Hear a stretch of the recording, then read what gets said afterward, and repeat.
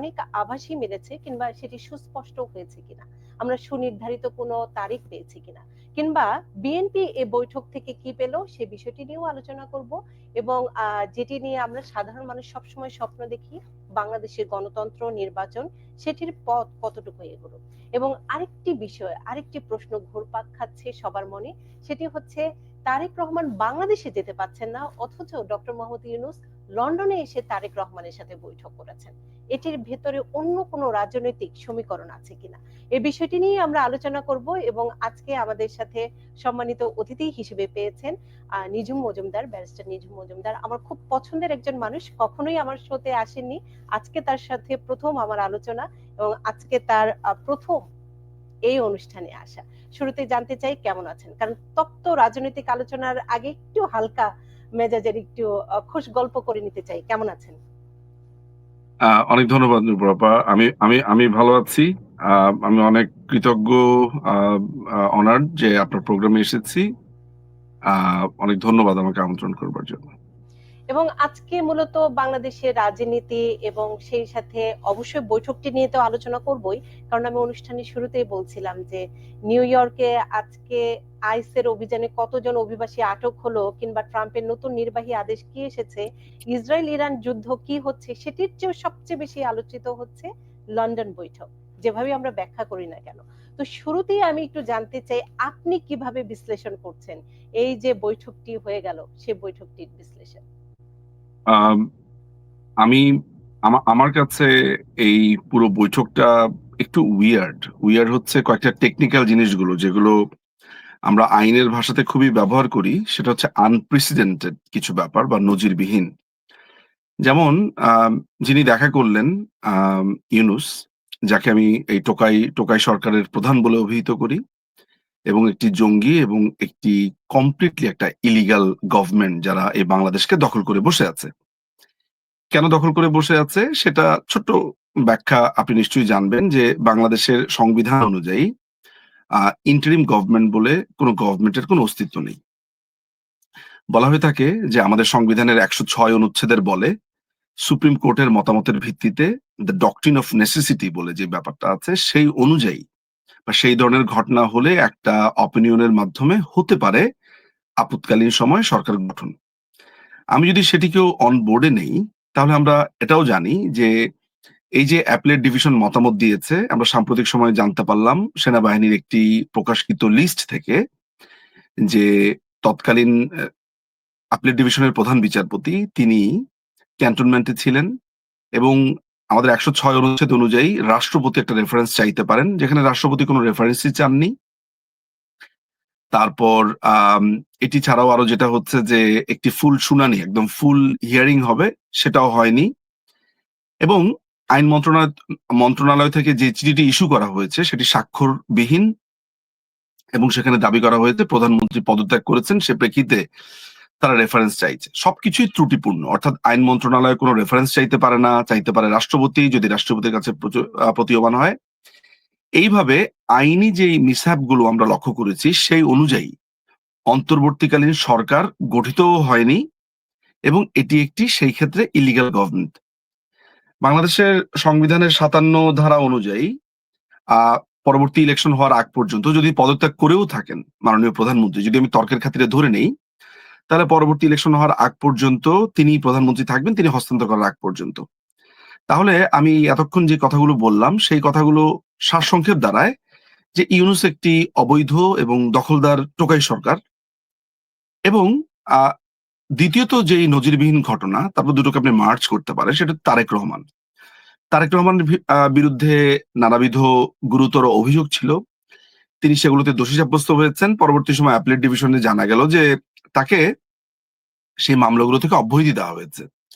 কিন্তু এই যে অব্যাহতি দেওয়া হয়েছে, এটার বিরুদ্ধে রাষ্ট্রপক্ষ অ্যাপিল করেছে, অ্যাপিলের অনুমতি চেয়েছে। সাম্প্রতিক সময় আমরা জানতে পেরেছি সেই অ্যাপিলের অনুমতিটা আপনার একসেপ্ট করা হয়েছে, অর্থাৎ গভর্নমেন্ট এখন অ্যাপিল করবে। অর্থাৎ তারেক রহমানকে যে অ্যাপিলেট ডিভিশন অব্যাহতি দিয়েছে, এটা রাষ্ট্র মানে না, রাষ্ট্র এটা নিয়ে ফার্দার আগাতে চায়। তার মানে তারেক রহমান এখনো একজন দোষী সাব্যস্ত একজন ব্যক্তি, এবং এই মামলা চলমান। তো এরকম একজন অপরাধীর সাথে রাষ্ট্রকে যিনি রিপ্রেজেন্ট বলে দাবি করছেন তিনি দেখা করাটা নজিরবিহীন। সাধারণত আমরা এই জিনিসগুলো সিরিয়াসলি কনফ্লিক্ট অফ ইন্টারেস্ট দেখা যায়। গভর্নমেন্টের অ্যাটর্নি জেনারেল যেখানে মামলা লড়ছে সেখানে গভর্নমেন্টের হেড এসে দেখা করছে একজন আসামির সাথে। সো আইনিভাবে তো এই জিনিসগুলো ভবিষ্যতে ব্যাড প্রেসিডেন্ট বা কালো নজির যেটাকে আমরা বলি সেটা হয়ে থাকবে। তো প্রথমত আমি আপনার প্রশ্নের খাতিরে আমি যেটা বললাম যে এটা একটা ব্যাড প্রেসিডেন্ট, এটা খুবই উইয়ার্ড আমার জন্য। সেকেন্ড যে ব্যাপারটা আপনি বোধ করি জানতে চাচ্ছেন, মানে যেটার জন্য মানুষ প্রশ্ন করছে যে কি হতে পারে বা যে আলোচনাগুলো হয়েছে, সেখানে যে আলোচনাগুলো হয়েছে সেটা আমি আপনাকে একটু বলি। আলোচনাগুলোর মধ্যে হয়েছে যে ফেব্রুয়ারিতে একটা ইলেকশন হবে বলে এক ধরনের আলাপ হয়েছে বলে আমরা জানতে পেরেছি। সেইখানে সর্বসম্মতিক্রমে একটা আলোচনা প্রবলভাবে হয়েছে যে আওয়ামী লীগ যদি চলে আসে তাহলে কেউই বাঁচতে পারবে না এবং এতে করে সব পক্ষই খুব বিপদে পড়ে যাবে। মানে কি ভয়ঙ্কর একটা ব্যাপার যে জাস্ট একটা ইলেকশন করবে লোক দেখানো, সেখানে বিএনপি কে বসিয়ে দেওয়ার একটা, যদি এই কথাগুলো আমাদের সোর্সের যে তথ্যগুলো সেগুলো যদি সত্যি হয়ে থাকে, আর এগুলো যদি সত্যি না হয়ে থাকে তারপরেও এই আলোচনাতে যে ফেব্রুয়ারি ইস্যুটা এসেছে সেটাও একটা ভয়ঙ্কর একটা ব্যাপার। কারণ এখানে বাংলাদেশ আওয়ামী লীগকে ব্যান করে, বাংলাদেশের সবচেয়ে বৃহত্তম একটা রাজনৈতিক দল, সেখানে ব্যান করে কেউ ইলেকশন করতে চাইছে এবং জোর জবরদস্তি করে তাকে ইলেকশন করতে দেওয়া হবে না। এই পুরো ব্যাপারটা খুবই ফার্সিক্যাল, খুবই পুরো ব্যাপারটা আমার কাছে মনে হয় ফেসিজমের যে ক্লাসিক এক্সাম্পল সেটাকে আমি বলতে পারি। আর আমি আমি একটু যদি একটু সম্পূরক প্রশ্ন করে নিতে চাই আপনার কাছে, যেহেতু বৈঠকটি নিয়ে আলোচনা করা হচ্ছে এবং বৈঠকের ভিতরে, কারণ তারা একান্তে অনেক কথা বলেছেন যেটি হয়তো অনেক গণমাধ্যমে আসেওনি। তো সেই প্রেক্ষাপটে আপনার কাছে আমি একটু জানতে চাই যে এই বৈঠকটিতে এক ধরনের বোঝাপড়া, সমন্বয়, যে এনসিপি কে কত আসন দিবে, বিএনপি কত নিবে, এরকম কি কোনো ভাগ বাটোয়ারার বিষয় আছে কিনা, মানে অন্তরালের গল্পটি যদি আপনার কাছে কোনো সোর্স থাকে, তথ্য থাকে, সেটি আমি একটু জেনে নিতে চাই। এই ধরনের কোনো আলোচনা হয়নি, ওইখানে ভাগ বাটোয়ারার প্রসঙ্গটা আসেনি। ওইখানে নিজেদের ভেতরে খোঁজ খবর নেওয়া হয়েছে, প্রথমে কুশল বিনিময় হয়েছে, তারপরে দেশের চলমান অবস্থা, তারপরে বাংলাদেশ আওয়ামী লীগকে একচোট সেখানে বকাঝকা করে নেওয়া হয়েছে। তারপরে এই যে জুলাই অগাস্টে যে জঙ্গি হামলা হয়েছে সেগুলো নিয়ে আহ একজন আরেকজনকে পিঠ চুলকে দেওয়া হয়েছে নানানভাবে। তারপর আপনার আম পরবর্তী সময়ে ইলেকশনের ব্যাপারে আলোচনাটা শুরু হয়েছে। বিশেষ করে এপ্রিলে রোজার সময়টা সেখানে প্রসঙ্গ এসছে যে রোজার সময় ইলেকশন হওয়াটা টাফ একটা ব্যাপার। এটা কেন হবে? ডিসেম্বরের ব্যাপারে তারা কেন ইলেকশনটা চায় সেটার ব্যাপারে আ বিএনপি তাদের বক্তব্য দিয়েছে এবং তারা সেটা এখনো বলেছে যে ডিসেম্বর ইলেকশন হলেও বেটার। ইউনূস এবং তার যে বাহিনী তারা বলেছে যে আসলে বিচার প্রক্রিয়াটার কথা বলেছে, সংস্কারের কথা বলেছে, যতটুকু পারা যায় তাদের আ দোকান গোটাতে, তাদের দোকান গোটাতে একটু সময় লাগবে। এই ধরনের কথাবার্তা বলেছে। এখানে আরেকটি বিষয় খুবই উল্লেখযোগ্য, সেটা হচ্ছে যে খলিলুর রহমান, যিনি আমেরিকান সিটিজেন ওরফে রজার রহমান।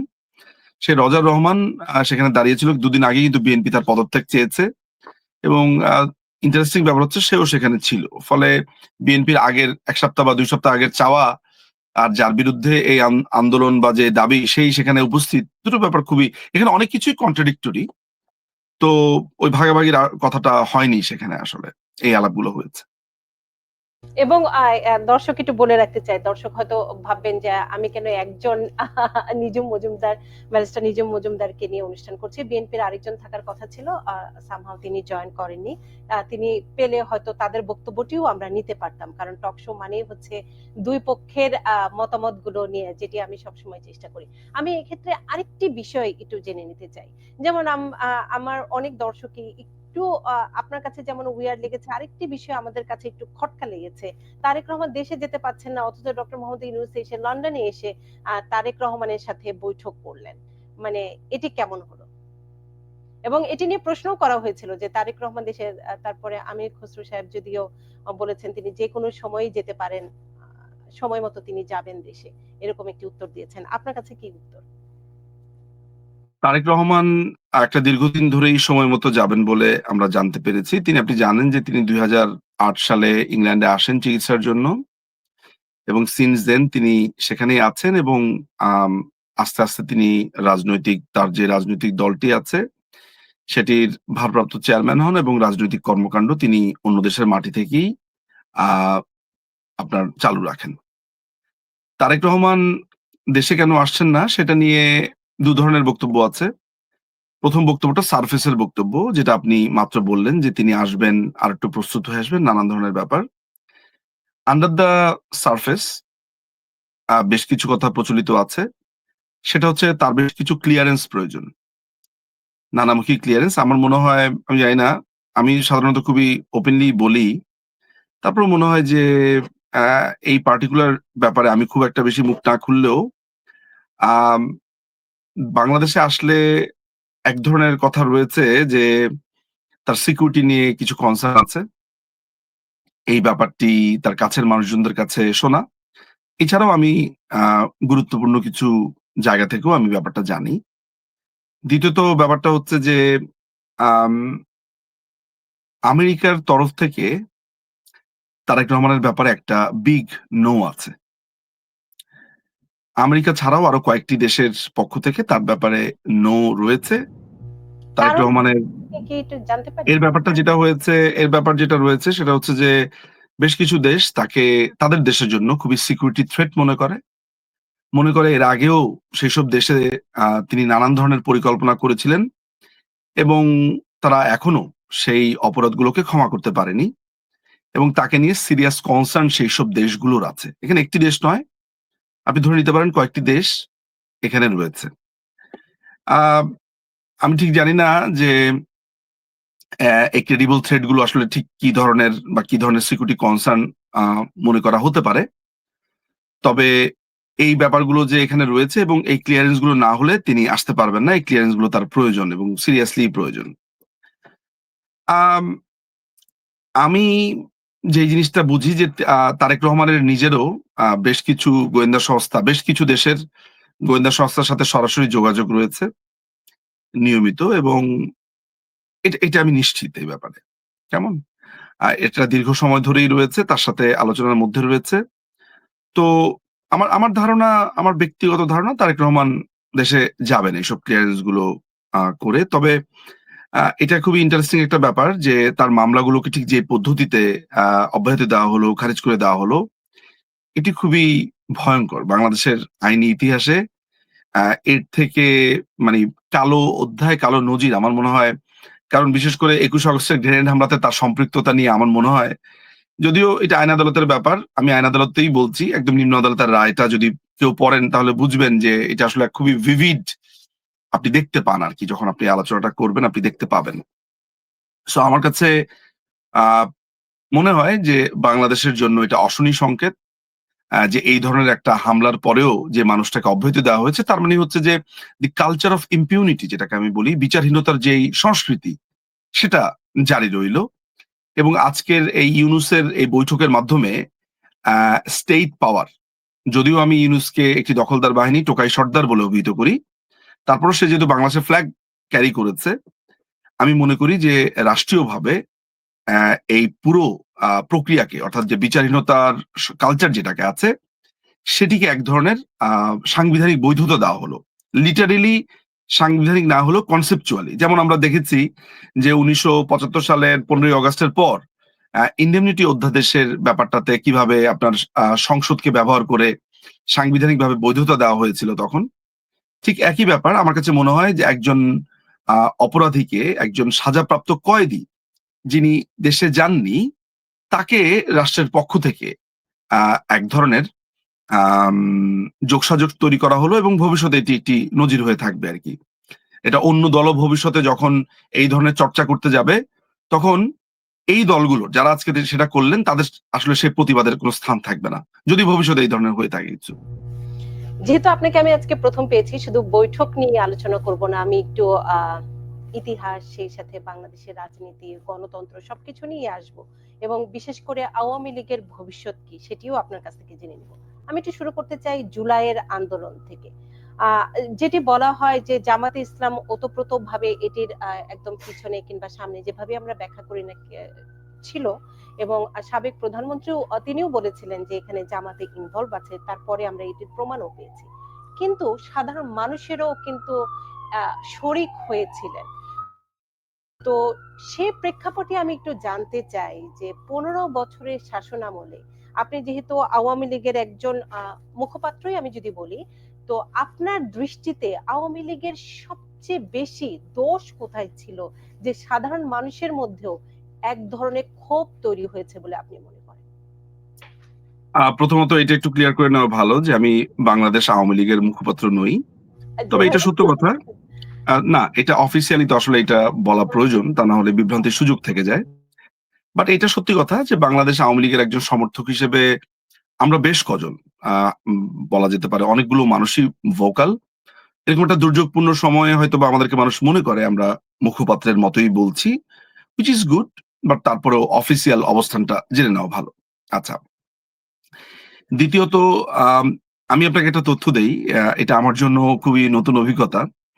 ৫ই অগাস্টের আগে পরে আমি বিভিন্ন রকমের লেখালেখি করেছি যে কি হতে পারে। ওই সময়টাতে আমি পরিষ্কারভাবে বলেছি যে কি ঘটনা ঘটেছিল। সেই সময়ই আমি প্রায় জুলাইয়ের শেষ দিকে এগুলো আমি লিখেছি এবং আ কিভাবে কি হয়েছে না হয়েছে তার একটা সিনপসিস তখন দাঁড় করিয়েছিলাম। কিন্তু এখন যে অবস্থান দাঁড়িয়েছে আমি মাত্র ভারত থেকে ফিরেছি। আমার এর মধ্যে ভারতে অনেকবার ট্রাভেল হয়েছে এবং আরো ভবিষ্যতে আছে আমার যাওয়া। বিশেষ করে আমার মার চিকিৎসা, তাছাড়া রাজনৈতিক কারণেও আমাকে নিয়মিত সেখানে যেতে হচ্ছে। কেন ভারতের বা ভারতে যাওয়া আসার প্রসঙ্গটি আমি তুলেছি সেটা হচ্ছে ভারতে আমাদের অনেক রাজনীতিবিদ, আমাদের অনেক কর্তা ব্যক্তিরা সেখানে আছেন, নিরাপদ আশ্রয়ে আছেন। তারা তাদের সিকিউরিটি কনসার্ন এর কারণে তারা বাংলাদেশে থাকতে পারেননি। ফলে যেটা হয়েছে সেটা হচ্ছে যে আমি একটি বই লিখছি। বইটির নাম হচ্ছে ৫ই অগাস্টের নেপথ্যে। আম আপনার বইটি হচ্ছে ষড়যন্ত্র, ট্যাগলাইন হচ্ছে ষড়যন্ত্র, দলিল ও বিশ্লেষণ। ৫ই আগস্টের নেপথ্যে ষড়যন্ত্র, দলিল ও বিশ্লেষণ। এই বইটি লিখতে গিয়ে আমি বেশ গুরুত্বপূর্ণ অনেক মানুষের, বেশ গুরুত্বপূর্ণ, বেশ মানে বেশ, এই ঘটনাগুলোকে সামনে থেকে দেখেছেন। সেখানে আ সরকারি কর্মকর্তা, তারপরে হচ্ছে প্রশাসনিক কর্মকর্তা, তারপরে সিকিউরিটির কর্মকর্তা থেকে শুরু করে রাজনীতিবিদরা তো আছেনই, একদম গুরুত্বপূর্ণ রাজনীতিবিদ। অনেক মানুষের সাক্ষাৎকার নেওয়ার আমার সৌভাগ্য হয়েছে। আরো বাকি আছে। সামনের দিনগুলোতে আরো প্রায় ১৫-২০ টা সাক্ষাৎকার। এরই মধ্যে আমি প্রায় ১৫ টার মতো বা ১৫ থেকে ১৮ টার মতো আমি সাক্ষাৎকার নিয়ে নিয়েছি। আমার কাছে একেকটা সাক্ষাৎকার কিন্তু আমার, যেহেতু এগুলো কখনোই সাক্ষাৎকারগুলো প্রকাশিত হবে না, এই সাক্ষাৎকারগুলো জিস্ট গুলো আমার বইতে থাকবে। তো ৫ ঘন্টা ৬ ঘন্টা একেকটা সাক্ষাৎকারের মেয়াদকাল আমি যখন নিয়েছি, একটা লম্বা সময় ধরে কথা বলেছি। সেই সকালে হয়তোবা সাক্ষাৎকার নিয়েছি, দুপুরবেলা শেষ হয়েছে। খুঁটিনাটি জিজ্ঞেস করেছি। সেইখান থেকে অনেকগুলো তথ্য আমি জানতে পেরেছি।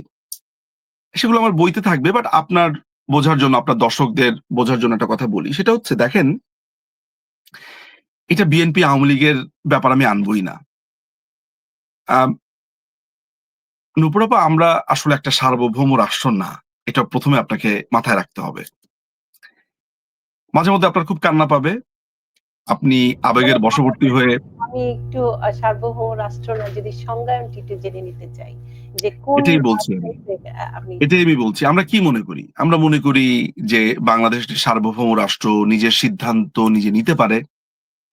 নিজের পররাষ্ট্রনীতি, নিজের ল্যান্ড, নিজের আ মাটির নিচে খনিজ সম্পদ থেকে শুরু করে পুরো দেশের ব্যাপারে বাংলাদেশ এককভাবে তার সিদ্ধান্ত নিতে পারে।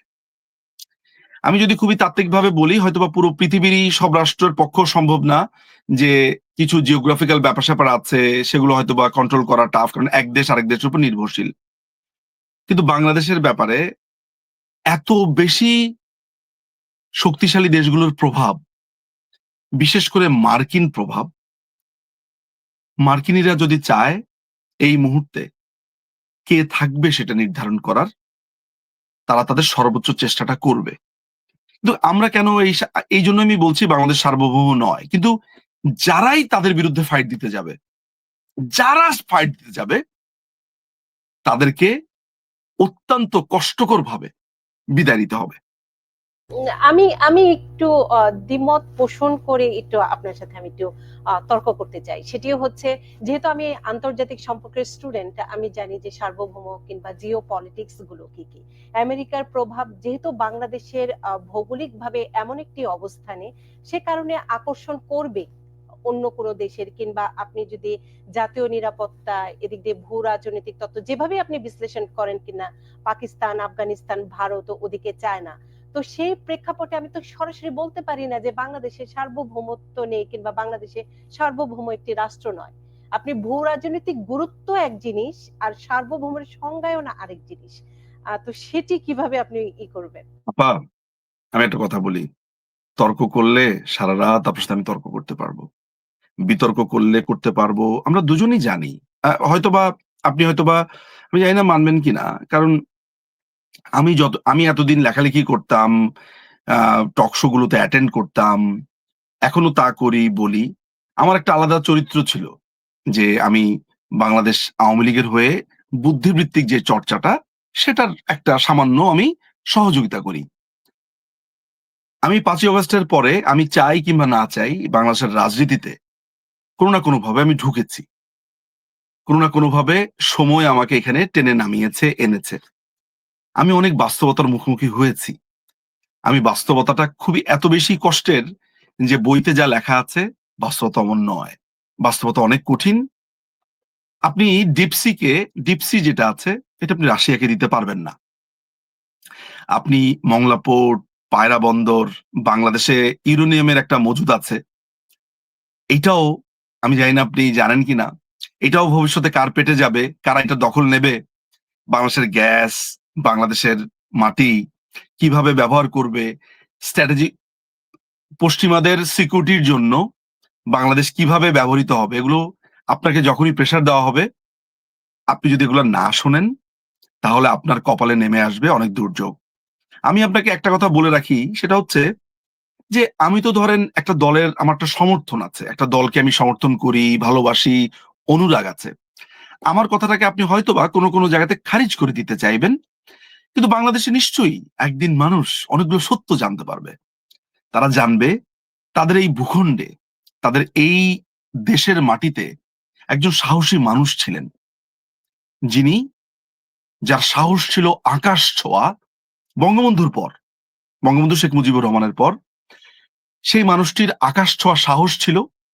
সেই মানুষটি দীর্ঘ ১৫ বছর এই রক্তচক্ষুকে এমনভাবে খেলেছেন যে পশ্চিমারাও খেই হারিয়ে ফেলেছিলেন, যে একবার এখানে একবার সেখানে। অর্থাৎ তিনি শুধু নিজের সার্বভৌমত্ব ধরে রাখার জন্য তিনি নানানভাবে এদেরকে খেলিয়েছেন। শুধু শুধু এই দেশটার জন্য। তিনি আর কেউ নন, তিনি শেখ হাসিনা। আমার আমার কথাতে আপনি অনেক অনুরাগ পাবেন। আমার কথাতে আপনার কাছে মনে হবে, দূর ও তো বলবেই। কিন্তু আমি এইসব ব্যাপারে অসম্ভব রকমের অনেস্ট থাকার চেষ্টা করি। আমি যেই তথ্য জানি, বেশি তথ্য না জানলে ভালো হতো আরকি। লাইফে যত কম জানা যায় মাঝে মধ্যে ভালো। আমি যেই তথ্য জানি, সেই তথ্য আমি একটুকু বলতে পারি যে মাননীয় প্রধানমন্ত্রী শুধু তার দেশের কারণে, এই দেশের মাটিকে বাঁচাবার জন্য তাকে এই জলাঞ্জলি তাকে দিতে হয়েছে।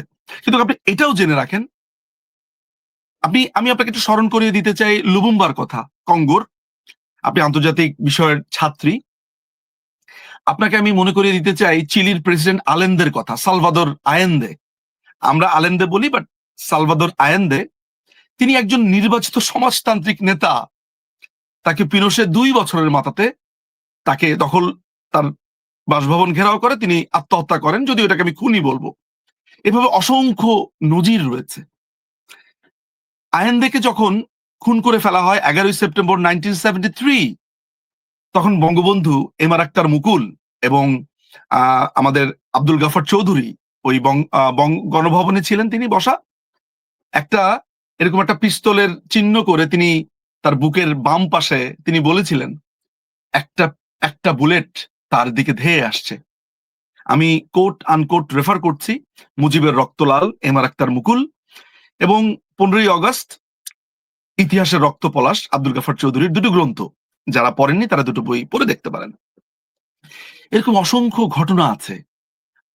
আজকে প্রধানমন্ত্রী, আমি আপনাকে বলে দিচ্ছি, প্রধানমন্ত্রী যদি ইউনাইটেড নেশনস এর কথা শুনতেন, প্রধানমন্ত্রী যদি শুধু পিটার হাস যা বলে ওইটা শুনতেন, এখনো তিনি এখনো বাংলাদেশের প্রধানমন্ত্রী, এখনো আছেন, কিন্তু তিনি এই ক্ষমতার এই চেয়ারে থাকতেন। আমি আপনাকে এটা আজকে আমার এই কথাটাকে যেইভাবে আপনার মনে হোক না কেন, আমার ভেতরটা মাঝে মধ্যে চুরমার হয়ে যায় এইটার জন্য। নট আওয়ামী লীগের তা আলাদা ব্যাপার, আমার দল, কিন্তু কোন দল অপারেট করতে পারবে না। এই যে আপনার ইউনুস হচ্ছে একটা কমপ্লিটলি একটা আমেরিকার কেয়ারটেকার। আপনার ভালো লাগুক কিংবা না লাগুক, বিএনপিকেও সমঝোতা করেই আসতে হবে। দেখুন, আমেরিকা আনপপুলার বাংলাদেশে হতে চায় না। তারা পরিষ্কার করে ইউনুসকে বলে দিয়েছে যে তুমি এটা পারবে না, আমরা যা চাই তুমি এটা পারবে না। বাংলাদেশের মানুষ আমাদের বিরুদ্ধে ফুঁসে উঠেছে। সো তারা বলছে যে বাংলাদেশে ইন্ডিয়ার বিরুদ্ধে একটা বড় ধরনের বিদ্বেষ আছে, আমেরিকা এটাকে খুব ভয় পায়। আমেরিকা মনে করে যে তারা এই জিনিসটাতে যাবে না, এই কনফ্রন্টেশনে যাবে না। তারা তখন সরকারের পর সরকার দিয়ে নানান ধরনের চেষ্টা করবে। এখন তারা পরবর্তী যাদেরকে ক্ষমতায় আনবে তাদেরকে দিয়েই চেষ্টা করবে। আমি আপনাকে এটা বলে রাখলাম, এটা আমার কথা নয়। মাইক বেঞ্জ কদিন আগে কি বলেছে আপনার, এটা কার সাথে যেন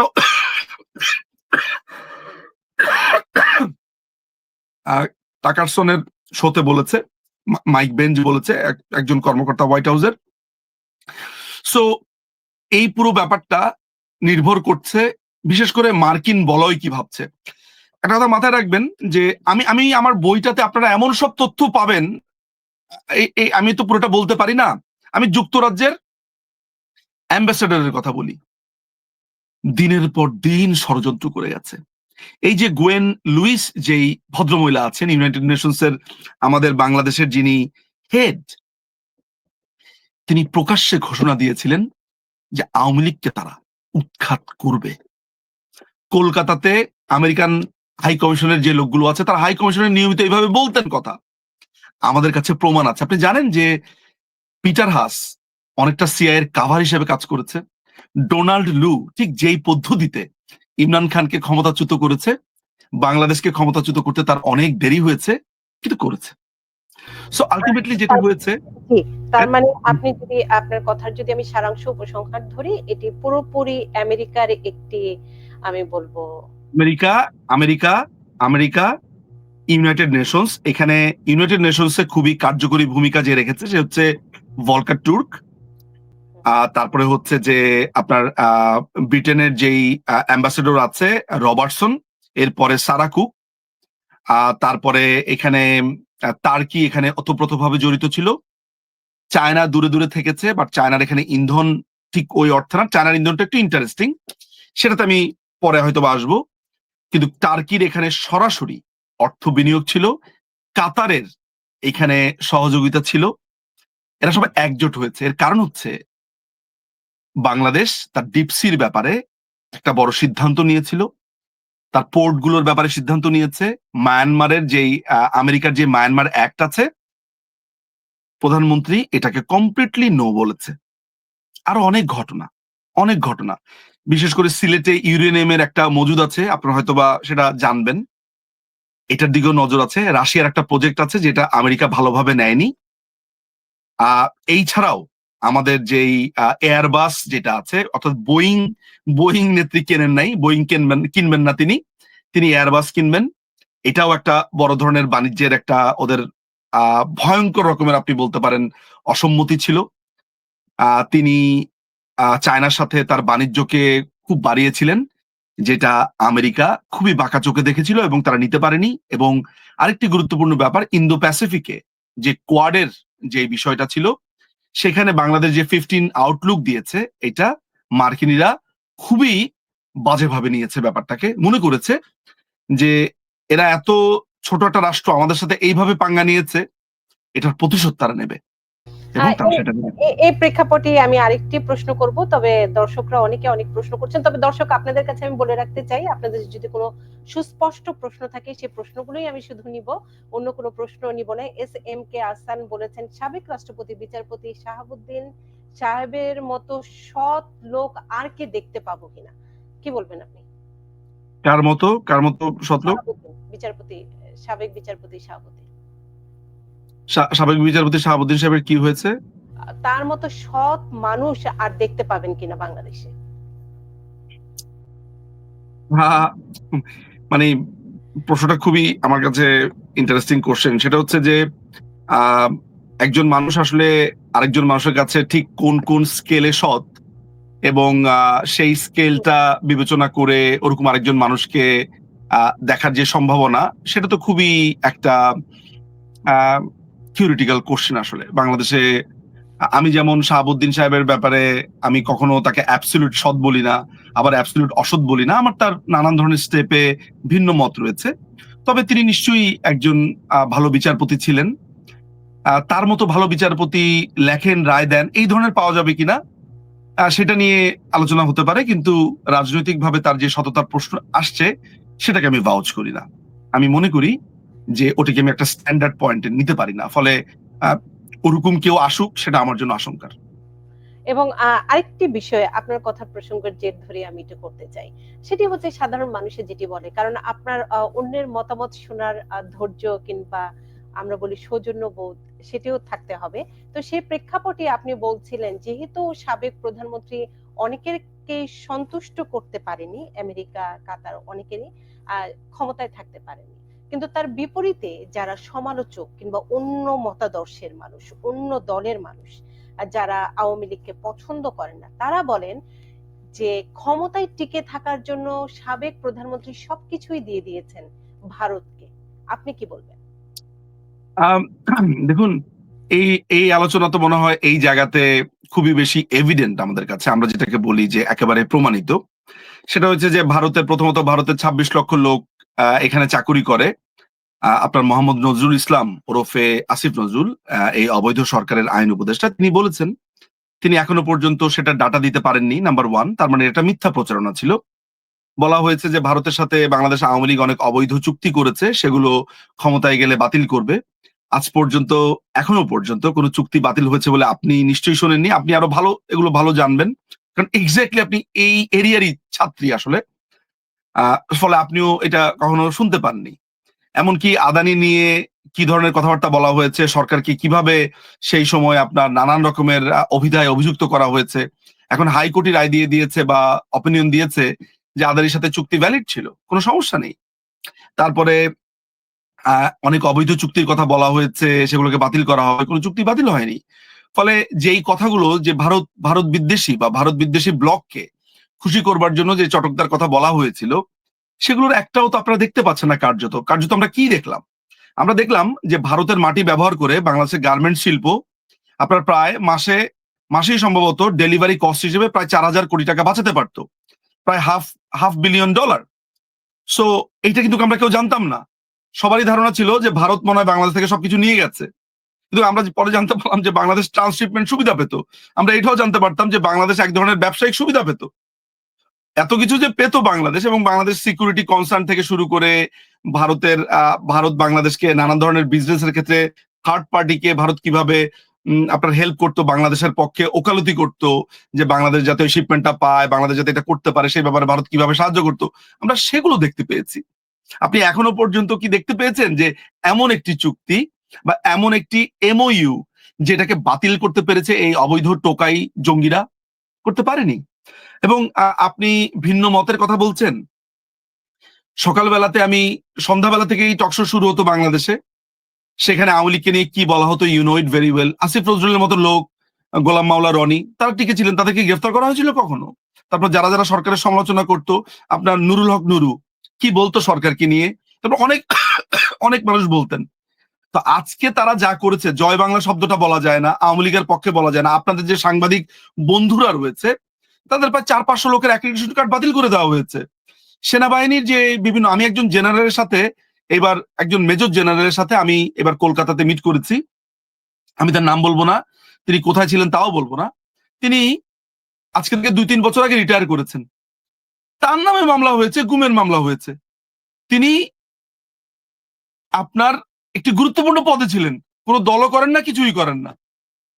বেচারার এই অবস্থা, বাচ্চা কাচ্চা ফেলে তিনি একাকী জীবন যাপন করছেন। অনেক অনেক মানুষ আছে।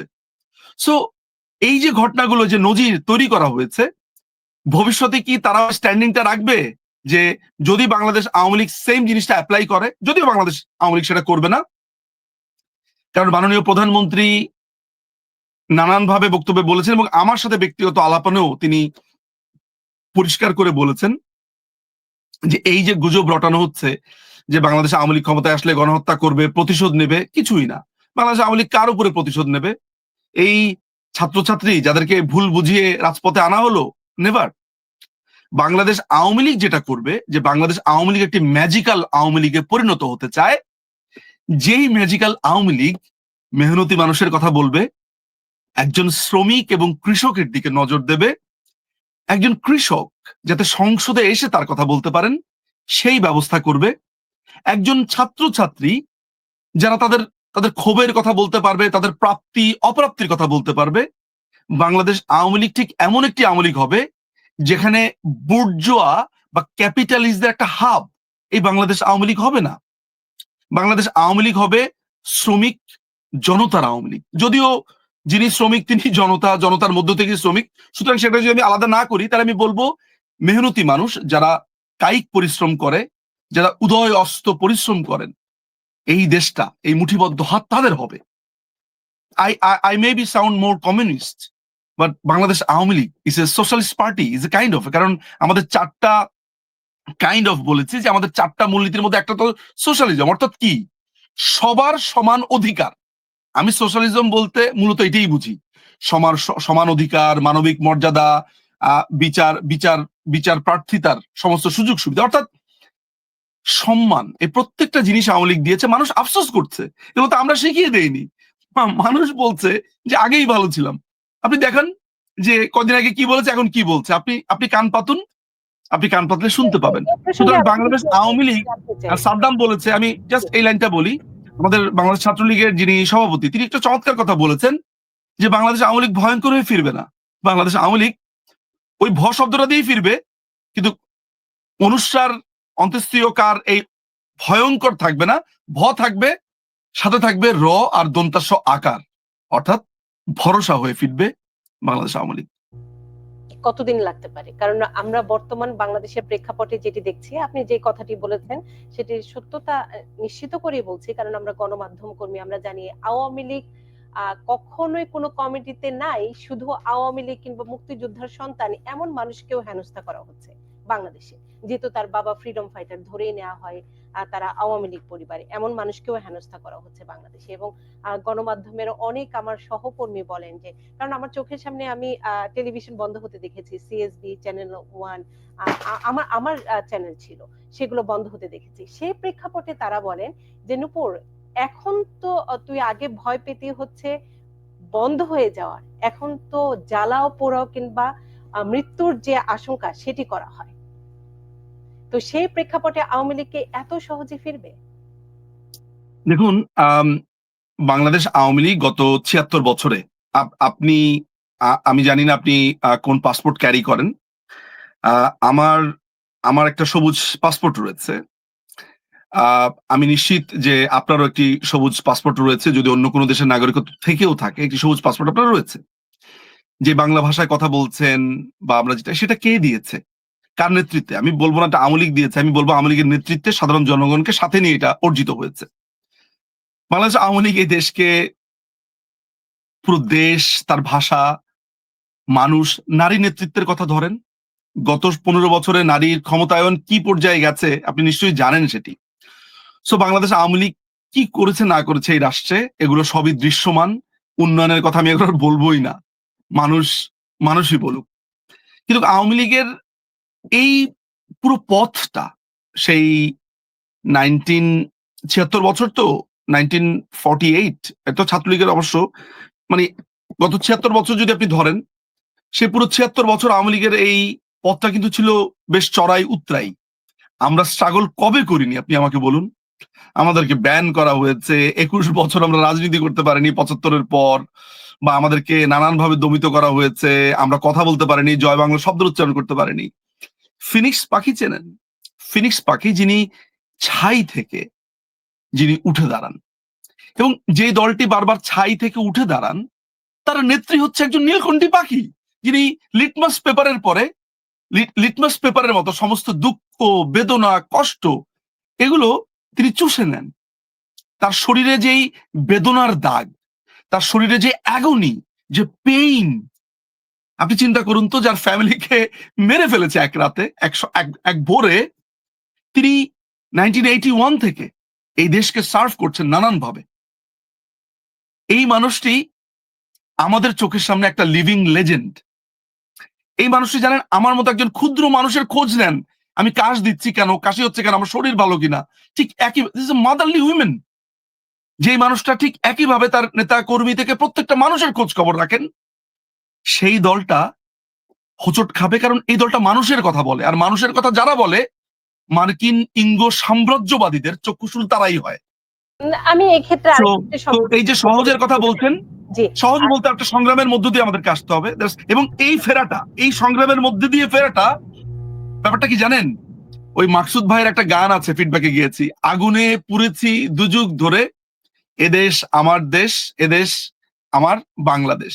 আমাদেরকে আমরা আমরা অনেকগুলো স্ট্র্যাটেজি আমাদের আছে, কাজ হচ্ছে, আমরা আগুনে দগ্ধ হচ্ছি, এই বিট্রেয়াল, এই পুরো ঘটনাতে আমরা আগুনে পুড়ে পুড়ে খাঁটি হচ্ছি, এবং আমরা খুব শক্তিশালী এবং ভরসার জায়গা হয়ে ফিরবো, এবং খুব দ্রুত ফিরবো।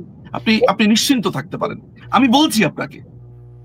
এক্ষেত্রে আমি একটা সম্পূরক প্রশ্ন করে ফেলতে চাই, সেটি হচ্ছে সাবেক প্রধানমন্ত্রী মাননীয় যিনি ছিলেন শেখ হাসিনা, তাকে যেমন অনেকেই না ভালো না না না না না না, ভুল কথা। সাবেক সাবেক প্রধানমন্ত্রী তো না। সাবেক প্রধানমন্ত্রী কেন বলছেন? আপনি বর্তমান প্রধানমন্ত্রী বলতে চান? না, আপনি কি বলতে চান? আমি সাবেক প্রধানমন্ত্রী বলতে চাই। কেন? কেন? আপনার যেই আমি আপনাকে যদি বলি বিশ্লেষণ, সাধারণ মানুষের যে বিশ্লেষণ, যিনি না, আমি তো এটা তো একটা না না না, সাধারণ মানুষ যদি আজকে সূর্য দেখে বলে চাঁদ উঠেছে, সাধারণ মানুষ সূর্য দেখে চাঁদ বলতে পারে, আপনি চাঁদ বলবেন? আপনাকে সেটি মেনে নিতেই হবে নিজের মজুমদার। কোনটা মেনে নিব? যে সাধারণ মানুষ সূর্যকে চাঁদ বললে? তাহলে তো গড মাস্ট বি ক্রেজি একটা মুভি আছে, আপনার হেলিকপ্টার থেকে আমি বলি আপনাকে, আমি আপনাকে বলি, হেলিকপ্টার থেকে কোকের বোতল পড়লে ওইটাকে যদি ওই গড মাস্ট বি ক্রেজির মুভির মতো কেউ গড মনে করে, তাহলে তো সেটা গড হয়ে গেল না। সাধারণ মানুষ কেন, পৃথিবীর কোটি কোটি কোটি কোটি মানুষ যদি আমাকে যুক্তি দিয়ে বোঝায়, আইন তো তাতে চেঞ্জ হয়ে যায় না। ফলে আমাকে আইনি পদ্ধতিতে কথা বলতে হবে। আইনের ভাষায় আপনার কাছে আমি বিতর্ক করতে যাব না, কারণ আপনি হচ্ছেন ব্যারিস্টার মানুষ, আমি আইনের ভাষায় না, এটাই তো স্বাভাবিক। প্রধানমন্ত্রী তো কোনো পদত্যাগ দেননি, পদত্যাগ পত্র দেননি, সেই নাটকের হিসেব নিকেশ আমরা গণমাধ্যমের। না, এটাকে নাটকই বা বলছেন কেন? আমি সেটাই বলছি যে না, একটা জঙ্গি হামলার কথা বলতে পারেন, একটা জঙ্গি হামলা হয়েছে। কারণ হচ্ছে বর্তমান যারা আছেন অন্তর্বর্তীকালীন সরকার, তাদের না তো, এটা তো অন্তর্বর্তীকালীন সরকার না, অন্তর্বর্তীকালীন সরকার বলে তো কিছু নাই। নিজুম মজুমদার, আমি এই বিষয়টি নিয়ে তর্ক আরেকদিন করব। আমার যে প্রশ্নটি আছে সেটি হচ্ছে আওয়ামী লীগের এই যে হাল ধরে রাখা, আপনি মাননীয় শেখ হাসিনার কথা বলছিলেন, তারপর কে হাল ধরবে?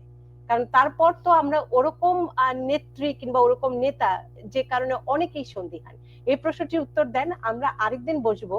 কারণ আজকে যেহেতু আমার আরেকজন নেই, অন্য দলের মুখপাত্র, সে কারণে আমি আপনার সাথে বিতর্ক করতে চাই না, আমি সঞ্চালক হিসেবে আমি শুধু প্রশ্নই করতে চাই আপনার কাছ থেকে। তো বাংলাদেশ আওয়ামী লীগে আমি আপনার নাম বললে আমি অনেক নাম বলতে পারি আপনাকে, সম্ভাব্য ভবিষ্যতের বাংলাদেশ আওয়ামী লীগকে হাল ধরার জন্য লিডার, এমন অনেক মানুষের নাম আমি একের পর এক আপনাকে বলে দিতে পারবো। কিন্তু বাংলাদেশ আওয়ামী লীগ এখন, আমরা যাকে ঘিরে আবর্তিত হই, মোহাবিষ্ট হয়ে থাকি, যার অনুরাগী, আমাদের দলে আমি যেমন সমর্থক, আমাদের সমর্থকে নানান ধরনের মতদ্বৈততা থাকে, নেতাদের মধ্যে মতদ্বৈত থাকে, কর্মীদের মধ্যে মতদ্বৈততা থাকে, কিন্তু যেই বিষয়ে সামান্যতম কোনো মতদ্বৈততা নাই, সামান্য, বিলিভ মি, কেউ উনাকে কোনো ধরনের ব্লেমও করেন না, বলেনও না, তিনি হচ্ছেন শেখ হাসিনা। আমরা in Sheikh Hasina we trust, in Sheikh Hasina we believe. এইটা আমাদের কাছে একটা একটা একটা একটা পীঠ স্থান। হ্যাঁ, কিন্তু মাননীয় প্রধানমন্ত্রী, বাংলাদেশ আওয়ামী লীগের সভানেত্রী শেখ হাসিনা, তিনি নির্ধারণ করবেন তার পরবর্তী নেতৃত্বে কে আসবে, সেটা নিশ্চয়ই আপনারা জানতে পারবেন। কিন্তু বাংলাদেশ আওয়ামী লীগে তরুণ নেতৃত্ব আছে, বাংলাদেশ আওয়ামী লীগে প্রবীণ নেতৃত্ব আছে, অভিজ্ঞ নেতারা আছেন, নেত্রীরা আছেন। বাংলাদেশ আওয়ামী লীগে আছে একটা স্ট্রং তৃণমূল, যারা প্রাণ ভোমরা এই দলটির, এই যে আমি আজকে প্রোগ্রাম করছি, এই তৃণমূল রাত জেগে প্রোগ্রাম দেখছে। আপনি আপনি কমেন্ট দেখুন, তারা রাত জেগে জেগে প্রোগ্রাম দেখছে দলটার জন্য। 9 মাসে, গত 10 মাসে ঘর থেকে একটা লাইট জ্বালায়নি, মোমবাতি জ্বালিয়ে ঘরে আছে এমন নেতা কর্মীরা আছে, মৃত্যুর আগ মুহূর্তে বলে গেছে জয় বাংলা। মৃত্যুর আগ মুহূর্তে পেটাচ্ছে, মারছে, জবাই করছে, বলে জয় বাংলা। এই দলকে আপনি নির্মূল করবেন কিভাবে? আপনাকে আমি একটা গল্প বলি, সেটা হচ্ছে বাতিস্তা তার অত্যাচারে ফিদেল কাস্ট্রো, তারা গেরিলা ওয়ারফেয়ার করছে, এক সময় তারা ফিদেল কাস্ট্রোকে চেনে না আসলে চেহারাতে।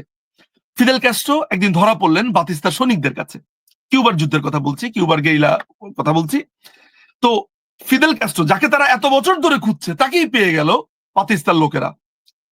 তাকে কিন্তু তারা বুঝতে পারেনি তারা ফিদেলকে ধরেছে, কারণ ফিদেলের চেহারা কেউ জানে না। তো যেই ভদ্রলোক, যে সিকিউরিটি অফিসার, যিনি সারিবদ্ধভাবে দাঁড় করিয়ে ফিদেল সহ তার সহযোগীদেরকে গুলি করে মারবে, তখন সেই সিকিউরিটি অফিসার হঠাৎ করে বললো যে, থাক, মেরো না, একে বন্দি করে রাখো।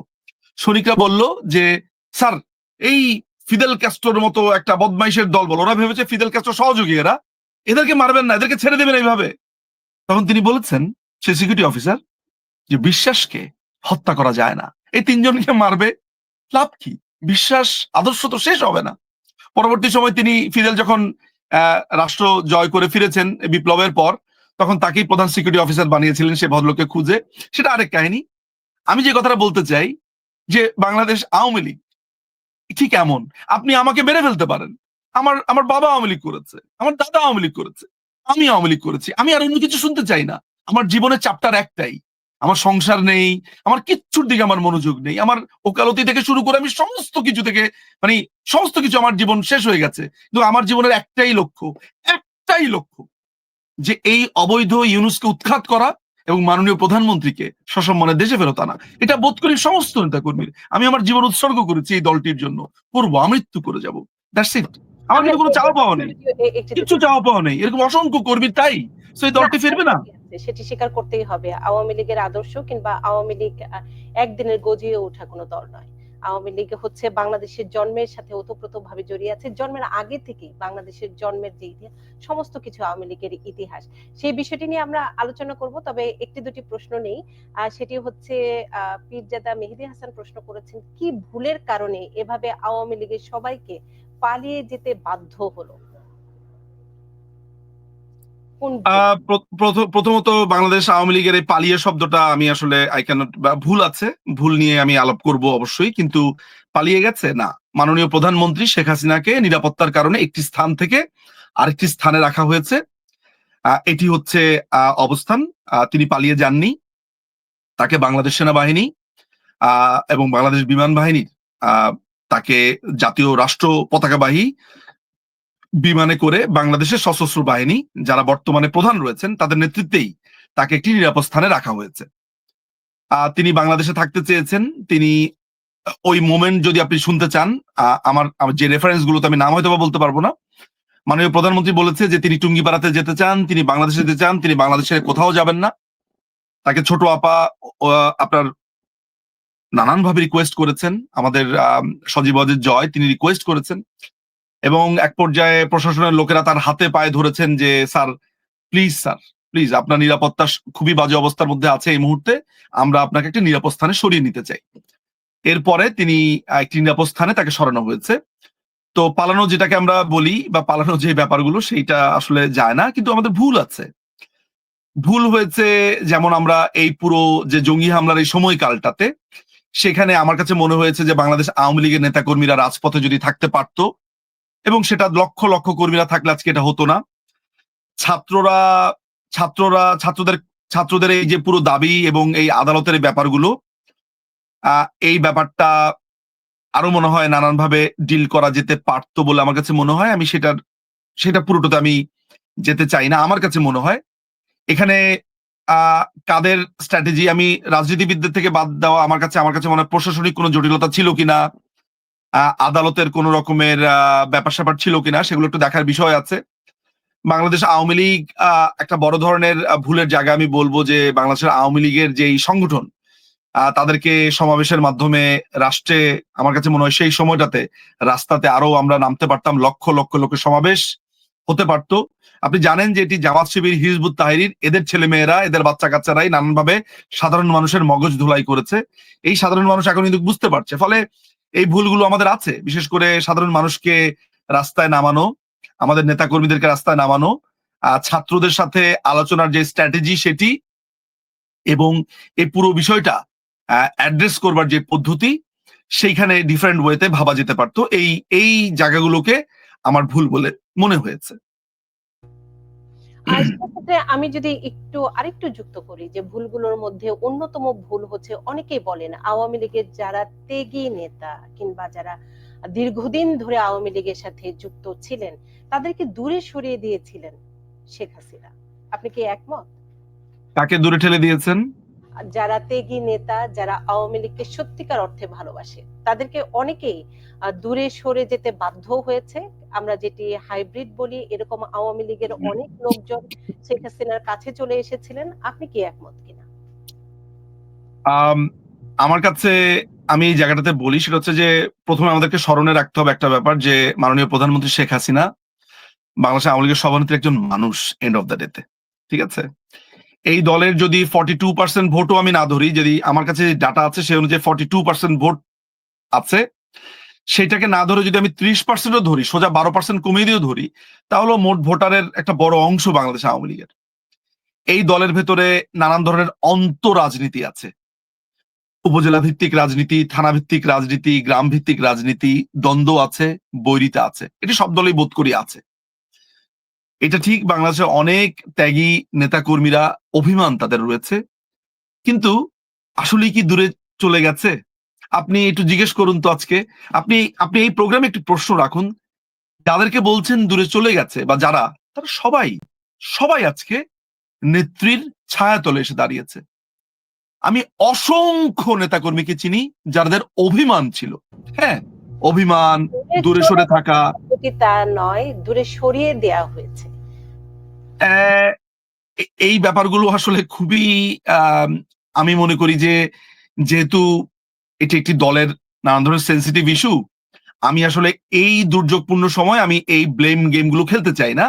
আমরা আমাদের নিজস্ব ফোরামে এগুলো আলোচনা করি, কিন্তু পাবলিকলি আমি এই ব্যাপারগুলো করতে খুব অস্বস্তি বোধ করি। কারণ দেখেন, আমার একজন তৃণমূলের নেতা বা আমার একজন তৃণমূলের ছেলে বা মেয়ে কর্মী, তারা আমার ভাই বা বোন। আমার ভাই বোনের সাথে আমি ব্যাকডোরে এই ব্যাপারগুলো নিয়ে আলাপ করি। আমি সামনাসামনি আমি এটা নিয়ে আলাপ করি না, এই কারণে করি না, কারণ এতে দলের মধ্যে এগুলো নিয়ে অহেতুক আলোচনা হয়, সেটার প্রয়োজন এই মুহূর্তে নেই। আমি স্ট্র্যাটেজিগত কারণে এই প্রশ্নটি এড়িয়ে যাচ্ছি। তবে এইটা আপনি জেনে রাখুন যে আমাদের মধ্যে আর কোনো ধরনের দ্বন্দ্ব নেই। যার সাথে যার দ্বন্দ্ব ছিল এগুলো সব মিটে গেছে। এখন সবার লক্ষ্য একটা, মাননীয় প্রধানমন্ত্রী শেখ হাসিনাকে দেশে সসম্মানে ফিরিয়ে আনা। বাংলাদেশ আওয়ামী লীগ তার মাথা উঁচু করে রাজনীতি করবে, এটাই আমাদের একমাত্র। ফলে যে দ্বন্দ্বের কথা বলছেন, দূরে সরিয়ে দেওয়ার কথা বলছেন, এগুলো যদি হয়েও থাকে, এখন আর নেই। এখন যেহেতু আর নেই, ফলে এই ব্যাপারটা নিয়ে আমি আর আলোচনা করতে চাই না। আমি আর একটি দুটি প্রশ্ন নিতে চাই। মোহাম্মদ ইকবাল প্রশ্ন করেছেন, শেখ হাসিনা 6 জুলাই দেশ ছেড়ে চলে যাওয়ার পরে অনেক পুলিশ হত্যা করা হয়েছে, আওয়ামী লীগের নেতা কর্মীদের হত্যা করা হয়েছে, এর দায়ভার আসলে কে নেবে? তখন তো শেখ হাসিনা ছিলেন না। কোনটা দায়ভার? সরি। 6 জুলাই যখন চলে যান শেখ হাসিনা, তারপরেও তো অনেককে হত্যা করা হয়েছে। কারণ যে 5ই অগস্ট। 5ই বিচার অগস্ট করা হয়েছে, বিচার করার যে বিষয়টি চলে আসছে, তো উনি বলছেন 36 জুলাই শেখ হাসিনা দেশ ছেড়ে চলে, মানে 5ই আগস্টের পরে তারপর যে হত্যা যেগুলো হয়েছে, পুলিশ হত্যা, মানুষ হত্যা, তার দায়ভার কে নেবে? শুধু 5ই অগস্টের পর থেকে কেন, এই শুরু থেকেই যে হত্যাকাণ্ড হয়েছে সেগুলোর দায়ভার ইউনূস, গং, জামাত শিবির, হিজবুত তাহরীর এদেরকে নিতে হবে। ওরা প্রকাশ্যে স্বীকার করেছে যে আমরা যদি এরকম আগুন না লাগাতাম, আমরা যদি মেট্রো রেল ধ্বংস না করতাম, আমরা যদি পুলিশে না মারতাম, তাহলে কি আমরা বিপ্লব করতে পারতাম? তারপরে আপনার এনায়েতপুরে, সিরাজগঞ্জের এনায়েতপুরে যে এই 13 জন পুলিশ অফিসারকে হত্যা করা হয়েছে, সেখানকার মানুষ এসে পরিষ্কার ভাবে বলছে যে আমি হত্যা করেছি, ওই যিনি করছেন তিনি। তারপরে সজল মিয়া নামে এক লোক বলছে আমিই সেই লোক যে বিটিভি ভবনে আগুন লাগিয়েছি। তারপর আমতারেক নামে একটা ছেলে আছে, সে আমতারেক বলছে একটা লাঠি হাতে নিয়ে যে বিটিভি ভবনে কিভাবে আগুন লাগিয়েছি সেটা সে ভিভিড বর্ণনা দিচ্ছে। তো অপরাধীরা প্রকাশ্যে স্বীকার করছে তারা খুন করেছে, আগুন লাগিয়েছে, হত্যা, লুটপাট, ধর্ষণ এগুলোর সাথে জড়িত ছিল। তো পারপিট্রেটররা যখন এটা স্বীকার করছে, সেখানে তাদের বিরুদ্ধে কি মামলা হয়েছে? উল্টা বিচার হচ্ছে মাননীয় প্রধানমন্ত্রী শেখ হাসিনার এক কথিত ট্রাইব্যুনাল বানিয়েছে রাজাকার তাজুল ইসলামকে দিয়ে প্রতিশোধ, এবং তারা প্রকাশ্যে সেই বিচারের সময় বলছে এইটা শুধু প্রতিশোধের বিচারই না, এটা ন্যায় বিচারও বটে, অর্থাৎ প্রতিশোধের বিচার করছে। সুতরাং এখন প্রকাশ্যে যদি আমি ঘোষণা দেই যে আমি খুন করেছি, এরপরে যদি আপনি বিচার আরেকজনের করেন, ব্যাপারটা যেরকম হাস্যকর হয়ে যাবে, এখন ওই ব্যাপারটা এরকম হাস্যকর, তাই না?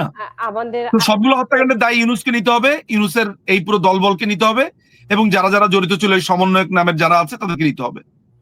হাসান বলেছেন দলের পুনর্গঠনে আওয়ামী লীগকে আবার 15 বছর ক্ষমতার বাইরে থাকা উচিত বলে মনে করেন কিনা? আমি এটার ব্যাপারে কোনো মন্তব্য করবো না। এটা মাননীয় প্রধানমন্ত্রী তিনি আছেন, তিনি এই দলের ব্যাপারে সিদ্ধান্ত নেবেন। আমি এ ব্যাপারে আমার কাজ একটাই, এই দলের কর্মী আমি। আমাকে নেত্রী যা নির্দেশ দিবেন, আমাকে যা নেত্রী যা বলেছেন, আমাকে দায়িত্ব দিয়েছেন, যা দিয়েছেন, আমি সেগুলো মাথা নিচু করে পালন করতে থাকি। এটাই আমার কাজ। আমার আনুগত্য ওই পার্টিকুলার দলের প্রতি। আমি দলের এইসব নিয়ে প্রকাশ্যে আলাপ করতে চাই না।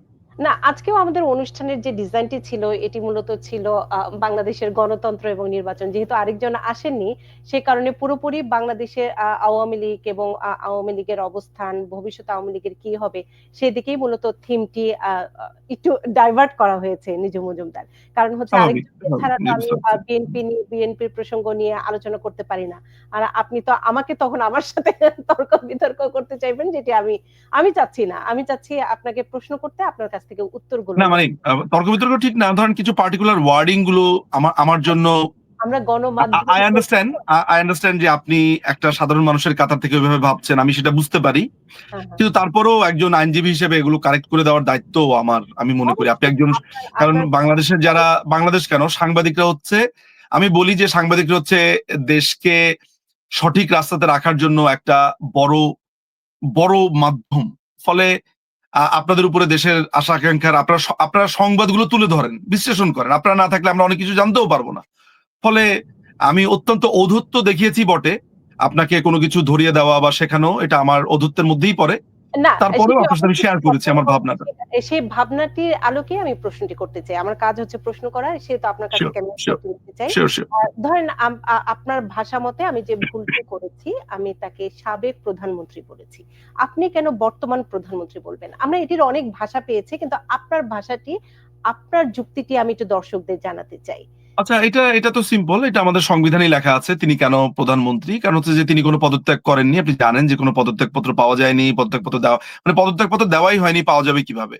ফলে আমাদের সংবিধানে রয়েছে যে মাননীয় প্রধানমন্ত্রী যিনি প্রধানমন্ত্রী থাকেন, ইলেকশনের সময় তিনি প্রধানমন্ত্রী থাকবেন পরবর্তী প্রধানমন্ত্রীর কাছে ক্ষমতা বুঝিয়ে দেওয়ার আগ পর্যন্ত বা নির্ধারিত হওয়ার আগ পর্যন্ত। আবার তিনি যদি নতুন করে প্রধানমন্ত্রী হন, তিনিই থেকে যাবেন। তিনি না থাকলে নতুন যিনি হবেন তার কাছে দায়িত্ব বুঝিয়ে দিবেন, এবং ইলেকশন হওয়ার আগ পর্যন্ত, ইলেকশনের সময় তিনি থাকবেন, ক্ষমতা আরেকজনের কাছে হস্তান্তর করার আগ পর্যন্ত তিনি প্রধানমন্ত্রী থাকবেন।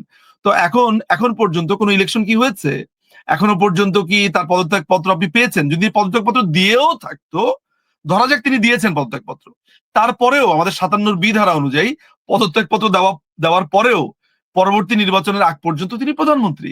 ফলে আইন অনুযায়ী প্রধানমন্ত্রী, এবং যেটা সংবিধানে বিধৃত রয়েছে, এটা আমি নতুন করে বানাইনি আসলে। সো আমরা যারা পাঠকরা রয়েছেন, দর্শকরা রয়েছেন, তারা আমাদের সংবিধানটা খুলে সেটা 57 ক খ গ এটা দেখে নিতে পারেন। 1 2 3 আর কি। আমরা আরেকটি প্রশ্ন নেই। মোহাম্মদ ইকবাল আরেকটি প্রশ্ন করেছেন। তিনি বলেছেন, সেনাবাহিনী ম্যাজিস্ট্রেসি পাওয়ার থাকা সত্ত্বেও কেন তারা সব হত্যা বন্ধ করতে পারে নাই? ইভেন তারা এটাও বলেছে 9 মাসে অনেক হত্যা করা হয়েছে, এবং এটি বোঝা যায় 9 মাসে যা হয়েছে সেটি কি সেনাবাহিনীর হাত ধরেও হয়েছে কিনা। তিনি আসলে সেনাবাহিনীর সম্পৃক্ততা নিয়ে বিষয়টি আরেকটু জানতে চান। বাংলাদেশ সেনাবাহিনীর ব্যাপারে আমার প্রতি একটা ইনস্ট্রাকশন আছে খুবই সাবধানে কথা বলার জন্য। ফলে আমি সেনাবাহিনীর ব্যাপারে অনেক কিছুই আসলে আমাকে একটু স্ট্র্যাটেজিক্যালি বলতে হয়। তবে ব্যক্তি নিঝুম মজুমদার হিসেবে, বাংলাদেশ আওয়ামী লীগের সমর্থক অনুরাগী হিসেবে নয়, ব্যক্তি নিঝুম মজুমদার হিসেবে আমি বাংলাদেশ সেনাবাহিনীর কিছু মানুষের দায় তো দেখি। পুরো সেনাবাহিনীকে আমি দোষী সাব্যস্ত করতে পারি না। কিছু মানুষের দায় রয়েছে, কিছু কিছু মানুষের সিরিয়াসলি তাদের বিট্রিয়াল নিয়ে প্রশ্ন করা যেতে পারে। কিছু মানুষের আমি বলবো যে তারা দায়িত্ব ঠিকভাবে পালন করেননি, সেটা বলা যেতে পারে। কিন্তু সমগ্র সেনাবাহিনীকে দোষী সাব্যস্ত আমি করব না, সেটা খুবই ইললজিক্যাল হবে। আহ এতটুকুই শুধু বলবো যে ইয়েস, সেখানে এই হত্যাকাণ্ড বা এই ঘটনাগুলোতে, যেমন ধরা যাক যে আমি দেখেছি উৎস নামে একটা ছেলেকে তারা পেটাচ্ছে, পিটাতে পিটাতে মেরে ফেলছে পুরা প্রায়।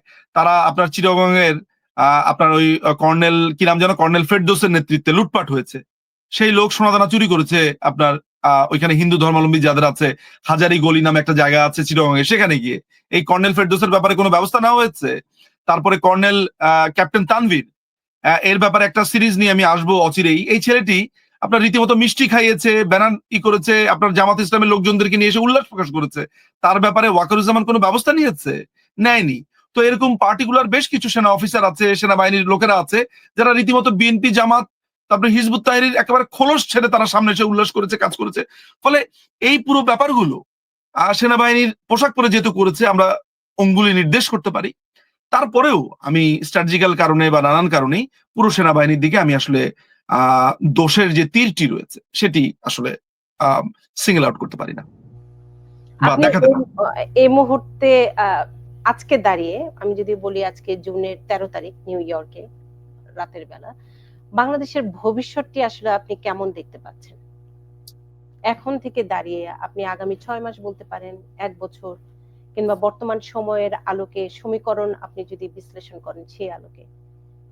দেখুন, আহ আপনি একটা জিনিস চিন্তা করে দেখুন, ধরা যাক বাংলাদেশ আওয়ামী লীগ তো নেই, এখন ক্ষমতার মধ্যে নেই, ক্ষমতা বলয়ে নেই। বাংলাদেশ আওয়ামী লীগকে সবসময় বলা হয় যে তারা নাকি মুক্তিযুদ্ধের ব্যবসা করেছে, চেতনার ব্যবসা করেছে। অর্থাৎ আমরা মুক্তিযুদ্ধকে নানানভাবে সেল করেছি শ্রদ্ধার পরিবর্তে।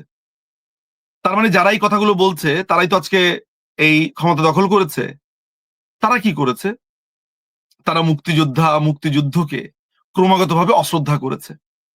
তারা মুক্তিযোদ্ধাদেরকে এখন সহকারী মুক্তিযোদ্ধা বানিয়েছে, মুক্তিযোদ্ধাদেরকে পিটিয়েছে, লাঞ্ছনা করেছে, ভাতা বন্ধ করেছে। তার মানে তারা যে ব্লেমটা করতো, আমি আপনার প্রশ্নের উত্তরটা কিভাবে এটার সাথে অ্যালাইন করছি সেটা আসছি।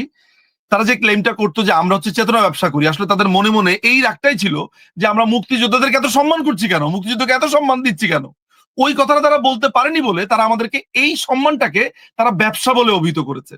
অর্থাৎ তাদের মনের ভিতরেই ছিল সব খারাপ জিনিসপত্র, অথচ আমরাই স্বাভাবিক আচরণ করেছি। জয় বাংলা শব্দটা তো বিএনপিরও হতে পারতো। বিএনপি যদি তাদের বক্তব্যের পরে জয় বাংলা বলে বা জয় বঙ্গবন্ধু বলে, তাহলে কি তাদের জনপ্রিয়তা কমতো না বাড়তো? তাহলে কি এককভাবে বঙ্গবন্ধুটা আমরা বলতে মানে মানুষজন বলে যে এককভাবে বঙ্গবন্ধুর দাবিদার আমরা, তাই কি সেটা বলতে পারতো? এখন যদি প্রত্যেকটা মানুষ ইন্ডিয়ার মতো, যেমন মহাত্মা গান্ধী, বাপুজি বা নেতাজি, বিজেপি বিজেপি কংগ্রেস নির্বিশেষে সবাই এদেরকে কার্ল ফিগার মানে, তাহলে বঙ্গবন্ধুকে যদি সবাই কার্ল ফিগার মানতো, আমি ধরে রাখলাম যে বঙ্গবন্ধুকে মানে না। জয় বাংলা তো মুক্তিযুদ্ধের স্লোগান ছিল, এটা বিএনপি তার বক্তব্যের পরে জয় বাংলা স্লোগান দিতে সমস্যা কোথায় ছিল? তাহলে তো আর এটা কখনো আমরা বলতে পারতাম না জয় বাংলা স্লোগানটা আমাদের। এখন তো আমাদের এই আধিপত্য বা এই জায়গাটা আমরা মানে আমরা বলতে বলতে সম্মিলিতভাবে আওয়ামী লীগ এটা দাবি করে না। যারা যারা দাবি করে সেক্ষেত্রে তো আমরা বলি যে আমরা এটার চর্চা করেছি, আমরা এটাকে দেখে রেখেছি, তাই না? ব্যাপারটা তো তাই। তো আলটিমেটলি এই মুক্তিযুদ্ধকে প্রিজার্ভ করেছে কারা? বঙ্গবন্ধু, মুক্তিযুদ্ধের চেতনা আমরা। তাই আমরা এটা গর্ব করে বলতে পারি। আচ্ছা, এখন কথা হচ্ছে যে যদি এইভাবে দেশ চলতে থাকে, এই যে মৌলবাদ, এই যে দেখেন আপনি লস্করি তৈবা বলছে যে আমি যে জঙ্গি হামলা বলছি, আপনি আমাকে প্রশ্ন করতে পারেন জঙ্গি হামলা কেন বলছি, টোকাই কেন বলছি। 138টা কিশোরগঞ্জের ছেলেপেলেদেরকে একত্রিত করেছে, এটা তারা প্রকাশে স্ট্যাটাসে লেগেছে যে কিশোরগঞ্জ এখানে ছিল। ইউনাইটেড নেশনস তাদের যে রিপোর্ট দিয়েছে সেই রিপোর্টের 211 নম্বর পাতাতে 55 নম্বর প্যারাতে পরিষ্কার করে বলেছে এটা টোকাইরা ওখানে অংশগ্রহণ করেছে। জঙ্গি হামলা কেন বলছি? লস্করি তৈবার লিডার সে বলেছে এই এই এই পুরো ঘটনাতে আমরা ছিলাম, আমরা সাহায্য করেছি। তো লস্করি তৈবা কে আপনি জানেন? আল কায়দার যে বাংলাদেশ শাখার সৈয়দ জিয়াউল হক, সে অডিও বার্তাতে বলেছে যে এই পুরো ব্যাপারটাতে তারা ওতপ্রোতভাবে জড়িত ছিল। হিজবুত তাহরির একটা নিষিদ্ধ সংগঠন, তারা বলেছে যে আমাদের ছেলেপেলেরা রাস্তাঘাটে ছিল। তাহলে এটাকে জঙ্গি হামলা, টোকাই হামলা, এতে এইভাবে যদি চলতে থাকে বাংলাদেশ ভবিষ্যৎ ভয়ঙ্কর একটা ফেইল্ড স্টেটস আমরা বলতে পারি, একটা ব্যানানা রিপাবলিক। খুবই সার্কাজম হইতে বলা হয় ব্যানানা রিপাবলিক, যার কোনো আশা নাই, ভরসা নাই। আমাকে একটি বিশেষ দূতাবাসের একজন কর্মকর্তা সেদিন টেলিফোনের মধ্যে আমাকে বলে, তিনি বলছিলেন, আচ্ছা আওয়ামী লীগ বিএনপি বাদ দাও তো নিঝুম, তুমি আমাকে একটা কথা বলো তো, আচ্ছা তোমরা আসলে এমন কেন? মনে হচ্ছে যে তোমরা একজনের মাংস আরেকজন খাওয়ার আগ পর্যন্ত কেউ ঠান্ডা হবা না। একদম টেলিফোনে আমাকে সপ্তাহ তিনেক আগে বলেছে। তো আমি তাকে বলেছি যে কেন মনে হচ্ছে, তখন বললো যে কি দেখি যে চারিদিকে ঘৃণার চাষাবাদ, কি কাকে মারবে এই দল, মানে ভয়ঙ্কর, মানে একজন আরেকজনকে না মারা পর্যন্ত এটা শেষ হবে না। তো দেখেন, আপনি পয়লা বৈশাখে একটি লাল পাড়ের লাল সাদা একটি শাড়ি পরতে পছন্দ করেন, আপনি একটু পান্তা ইলিশ খান, আপনি একটু মাটির ভারে করে একটু পান্তা ভাত খেতে চান, একটু আলু ভর্তা খেতে চান, একটু ইলিশ মাছ খেতে চান, আপনাকে সেটা করতে দেবে না। এটা নাকি হারাম, নিয়ে এসছে ধর্ম। আপনি একটা সুন্দর করে একটা স্লিভলেস ব্লাউজ পরে রাস্তায় হাঁটছেন, আপনাকে হাঁটতে দিবে না। বেশরম মাইয়া এইভাবে বলে আপনাকে অভিহিত করবে। আপনি একটু চুলটা সুন্দর করে আঁচড়াতে পারবেন না, চুল খোলা রাখলো কেন, হিজাব পরে না। আপনি একটা সুন্দর শাড়ি পরবেন, জামা পরবেন, আপনাকে করতে দেবে না। আপনি প্যান্ট পরেছেন, টাকনুর উপরে প্যান্ট পরেনি কেন, ছেলেদেরকে ধরে বসবে। চুল এইভাবে কেটেছে কেন, এইভাবে না কেন, ওইভাবে না কেন। অর্থাৎ ইনভিজিবলি আপনাকে একটা ভয়ঙ্কর গোষ্ঠী আপনাকে ঘিরে ধরেছে। আপনার বাক স্বাধীনতা, আপনার চিন্তা ভাবনা তারা নিয়ন্ত্রণ করতে চাইছে। এরা ইনভিজিবলি একটা, আপনি দেখতে পাননি তাদেরকে, তারা আপনার আশেপাশে বড় হয়ে উঠেছিল এতদিন। আমরা এই জায়গাতে ফেইল করেছি। ওই যে যে ভদ্রলোক বলেছেন আমাদের ভুলগুলো কোথায়, আমরা ফেইল করেছি। জামাত শিবিরকে আমরা কনফ্রন্ট করতে পারিনি, এদেরকে আমরা ট্রিট করতে পারিনি। হিজবুত তাহরির, এদের গ্রোথ আমরা কমাতে পারিনি, হয়তোবা দমিয়ে রেখেছি, কিন্তু ভেতরে ভেতরে তারা সংগঠিত হয়েছে। সো এইভাবে যদি চলতে থাকে, এটা একটা ফেইলড বা একটা ব্যর্থ রাষ্ট্রতে পরিণত হবে। আমি একটা ভয়ঙ্কর ভবিষ্যৎ দেখতে পাই। বাংলাদেশ আওয়ামী লীগের আসার দরকার নেই, মুক্তবুদ্ধির মুক্তিযুদ্ধের মানুষরাই আসুক না, ঠিক আছে, আমরা খুব খারাপ, কিন্তু সেই মুক্তিযুদ্ধের মুক্তবুদ্ধির মানুষরাই তো আজকে সঙ্গীন, তাদেরকে ঘর ছাড়া। ফলে এই জন্যই বলি, Bangladesh Awami League is the answer, Sheikh Hasina is the answer. আমি দুটো প্রসঙ্গ দিয়ে শেষ করবো আজকের মতো। আমাদের আরেকজন প্রশ্ন করেছেন, আওয়ামী লীগ পরবর্তী রাষ্ট্র ক্ষমতায় বিএনপিতে আস্থা রাখতে চায় কিনা, নাকি জামাত কিংবা এনসিপিতে আস্থা রাখবে আওয়ামী লীগ? কার প্রতি আস্থা আওয়ামী লীগের? বাংলাদেশ আওয়ামী লীগ জি, পরবর্তী রাষ্ট্র ক্ষমতায় কার প্রতি আস্থা রাখতে চায়? বাংলাদেশ আওয়ামী লীগ তো 5ই অগাস্টের পরবর্তী সময় যা হচ্ছে, আমি নিশ্চিত তারা এই পুরো যা কিছু ঘটছে এটি একটি ইলিগাল অবস্থার মধ্যে দিয়ে এগিয়ে যাচ্ছে। বাংলাদেশ আওয়ামী লীগ নিশ্চয়ই কোনো আইনত অবৈধ কোনো কিছুর উপরে আস্থা বা অনাস্থা এই জায়গাতেই নাই, বরঞ্চ এই ব্যাপারটাকে তারা ইলিগাল বলে অভিহিত করছে। আমি মানে 5ই অগাস্টের পরে যা কিছু ঘটছে এগুলো তো সবই ইলিগাল। সেই ইলিগাল জিনিসের উপর আস্থা, আপনি যদি বলেন যে আপনি কোকেনের উপর আস্থা রাখবেন না গাঁজার উপর আস্থা রাখবেন, আমি কি উত্তর দিব? দুটোই তো আমার কাছে মাদক, আমি তো দুটোর একটি তো আস্থা রাখবো না। ব্যাপারটা তাই, যা কিছু হচ্ছে কোনোটা কোকেন 5ই অগাস্টের পরে, কোনোটা আপনার ওই যে আইস, কোনোটা গাঁজা, কোনোটা তার থেকে চরস আফিম, এগুলো হেরোইন। সো আমি তো আসলে কোনোটাকেই ভাউচ করতে পারি না। আপনার উত্তরটি নিশ্চয়ই দর্শক পেয়ে গেছেন। আমরা শেষ করব যে বিষয়টি নিয়ে শুরু করেছিলাম, এবং যে বিষয়টি মূলত আজকে আমার পুরো টক শোর ডিজাইন ছিল, ডিজাইনটি পরবর্তীতে পরিবর্তন করতে হয়েছে। আপনাকে হয়তো পরবর্তীতে আমি আরো আরেকজনের সাথে এনে বিষয়গুলোর বিশ্লেষণ করার চেষ্টা করব। সেটি হচ্ছে তারেক রহমানের সাথে বৈঠক করলেন, টিউলিপের সাথে বৈঠক করলেন না, এবং ইউনূস সরকারের আমরা দেখছি 10 মাসে প্রায় 11টি বিদেশ সফর, এবং ব্রিটেনেও যে কাজগুলো হয়েছে, নিঃসন্দেহে এটি আমরা গণমাধ্যম কর্মী হই, সাধারণ মানুষই হই, বাংলাদেশের জন্য সম্মানজনক কিছু হয়নি। কারণ এটি আসলে এক ধরনের অসম্মানিতই হয়েছে বাংলাদেশ, আমি বলবো না ইউনূস হয়েছে, কারণ তিনি যেহেতু বাংলাদেশের এখন প্রতিনিধিত্ব করে গিয়েছেন, সেটি পুরো বাংলাদেশ অপমানিত হয়েছে। তো সেই প্রেক্ষাপটে সমস্ত কিছু মিলিয়ে টিউলিপের সাথে বৈঠক না করা, তারেক রহমানের সাথে বৈঠক করা, এবং প্রধানমন্ত্রীর দেখা না পাওয়া, সে নিয়ে মিথ্যা বিভিন্ন ইনফরমেশন, সবকিছু মিলিয়ে সামগ্রিকভাবে আপনার বিশ্লেষণটি উপসংহার একটু নিয়ে নিতে চাই। প্রথমত বলা হয়েছে যে এটি একটি সরকারি সফর। আমরা আজকে যে বিলটি পেয়েছি সেখানে আমরা দেখতে পাচ্ছি প্রায় 3.5 কোটি, 2 লাখ সামথিং পাউন্ড, যেটা বাংলাদেশি টাকাতে 3.5 কোটি টাকা আপনার বিল দিয়েছে হাই কমিশন। এটা বিলটা করেছে হাই কমিশন বরাবর, ঠিক আছে। আজকে হাই কমিশনের দুজন কর্মকর্তাকে আমি সরাসরি বলেছি যে ওই ডনকেস্টার হোটেলে আমি পরিষ্কার করে বলে দিয়েছি তাদের দুজনকে যে এইটার জবাব আপনাদেরকে দিতে হবে। ভবিষ্যতে আপনাদের দুজনের চেহারা আমি চিনে রাখলাম। ভবিষ্যতে আমরা এটা জবাব চাইবো যে আপনারা কেন এই ইল্লিগাল রেজিমে আপনারা এই বাংলাদেশের 3.5 কোটি টাকা আপনারা এইভাবে নষ্ট করলেন, এটা আমরা জানতে চাইবো। এই যে আজকের আবিদা সুলতানা যিনি আছেন, যিনি ডিপ্লোম্যাট, তাকেও জবাবদিহির আওতায় আসতে হবে একদিন না একদিন। নাম্বার 1, সরকারি সফরের কথা বলা হয়েছে কিন্তু টাকা দিচ্ছে, বিল দিচ্ছে বাংলাদেশ। এটা কার টাকা?